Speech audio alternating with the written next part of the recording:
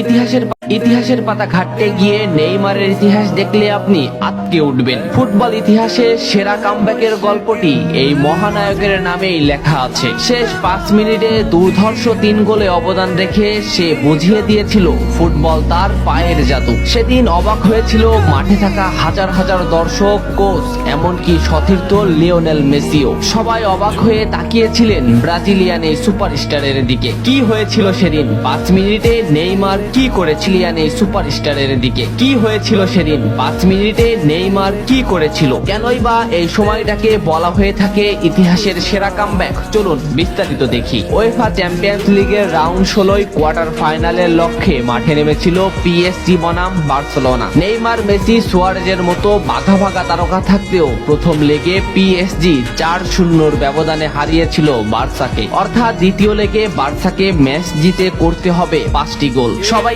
হাল ছেড়ে দিয়েছিল। স্বাভাবিকভাবে এমন ব্যবধানে ম্যাচ জিতা সত্যি অসম্ভব, কিন্তু সেদিন ব্রাজিলের এক নায়ক বলেছিল এটা সম্ভব, আমরা এটা করে দেখাবো। যেভাবেই হোক না কেন আমরা দলকে ম্যাচ জেতাতে চাই। 2017 সালের 8 মার্চ অনুষ্ঠিত হয় এই ম্যাচের দ্বিতীয় লেগ। ম্যাচের শুরু থেকেই ক্ষিপ্ততা আর দক্ষতা দেখাতে শুরু করেন নেইমার। এই ম্যাচে যেন আবির্ভাব হয় কোনো এক নতুন নেইমারের। এই নেইমারকে তো কেউ চেনে না। ম্যাচের 3 মিনিটেই লুইস সুয়ারেজ পেয়ে যায় প্রথম গোলের দেখা। এরপর নেইমারের ক্ষিপ্ততায় একের পর এক আক্রমণ সাজাতে থাকে বার্সা। এদিন যেন নেইমারকে কোনোভাবেই আটকাতে পারছিল না পিএসজি। নেইমারকে আটকাতে একের পর এক ফাউলই বেছে নিয়েছিল তারা। ম্যাচের 40 মিনিটে লেভিনের আত্মঘাতী গোলে বার্সা পায় দ্বিতীয় গোলের দেখা। ম্যাচের 50 মিনিটে ক্ষিপ্ত থাকা নেইমারকে ডিবক্সের ভিতর ফাউল করে ফেলে দেওয়া হয়। এতে বার্সা পেয়ে যায় পেনাল্টিতে গোল করে দলকে এগিয়ে নেন লিওনেল মেসি। তবে যেমনটা ভাবছিলেন এই ম্যাচের গল্প ফুটবল বিধাতা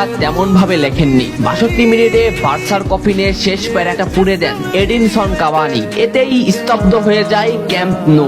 আশা ছেড়ে দেন বার্সা কোচ লুইস এনরিকে। শুধু কি তাই, স্তব্ধ হয়ে যান লিওনেল মেসিও। তবে সেদিন একজন দমে যায়নি। নামটা কি? কমেন্ট করে জানান। বার্সা গোল হজমের পর লিওনেল মেসি ম্যাচের সম্পূর্ণ দায়িত্ব দেন নেইমারের উপর। আবারও শুরু হলো খেলা। ডিবক্সের বাইরে নেইমারকে ফাউল করে ডি মারিয়া। এই পজিশনে 88 মিনিটে বার্সা একটা ফ্রি কিক পায়। তবে এই ফ্রি কিকের দায়িত্ব নেইমারের কাছে বুঝিয়ে দেন মেসি। শট করেন নেইমার এবং করেন অসাধারণ গোল। এই ফ্রি কিকটা বার্সার ইতিহাসের সেরা ফ্রি কিকের একটি হয়ে রয়েছে। এর 2 মিনিট পর সুয়ারেজকে আঘাত করে পেনাল্টি পায় বার্সা। পেনাল্টি নিতে আসেন নেইমার জুনিয়র। সেদিন বার্সা নেইমারের উপরই আস্থা খুঁজে পেয়েছিল। পেনাল্টিতে অসাধারণ গোল করেন নেইমার। এমন পরিস্থিতিতেও 5 গোল করে ম্যাচ সমতা এনেছে বার্সা। এর কিছু সময়ের পরে চলে আসে সেই মাহিন রক্ষণ। ম্যাচের এই মোমেন্টটা লক্ষ্য করুন। ডিবক্সের কিছুটা সামনে নেইমারের পায়ে বল। নেইমারকে আটকাতে গেল প্রতিপক্ষের এটি খেলোয়াড়, কিন্তু নেইমার শর্ট মোমেন্ট নিয়েও শট না করে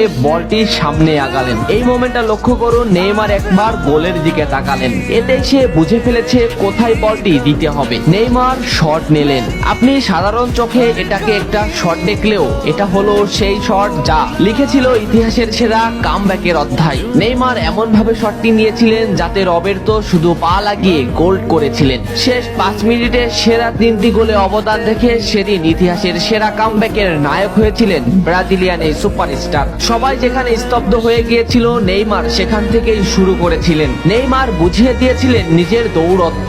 ইতিহাসের সেরা কামব্যাকটা বার্সা নেইমারকেই উৎসর্গ করেছিল। এ ম্যাচে নেইমারের পারফরমেন্স ছিল আকাশচুম্বী। মাঠে থাকা দর্শকরা শুধু নেইমারের দিকেই তাকিয়েছিলেন। নেইমার এমনই, যখন জ্বলে ওঠে তখন সব পুড়িয়ে দেয়, সব তছনছ করে ফেলে। ইতিহাসের সেরা কামব্যাকের নায়ক সেদিন পিএসজি কে হারিয়ে বার্সার সমর্থক ইতিহাসের পাতা ঘাটতে গিয়ে নেইমারের ইতিহাস দেখলে আপনি আঁতকে উঠবেন। ফুটবল ইতিহাসে সেরা কামব্যাকের গল্পটি এই মহানায়কের নামেই লেখা আছে। শেষ 5 মিনিটে দুর্ধর্ষ 3 গোলে অবদান রেখে সে বুঝিয়ে দিয়েছিল ফুটবল তার পায়ের জাদু। সেদিন অবাক হয়েছিল মাঠে থাকা হাজার হাজার দর্শক, কোচ, এমনকি সতীর্থ লিওনেল মেসিও। সবাই অবাক হয়ে তাকিয়েছিলেন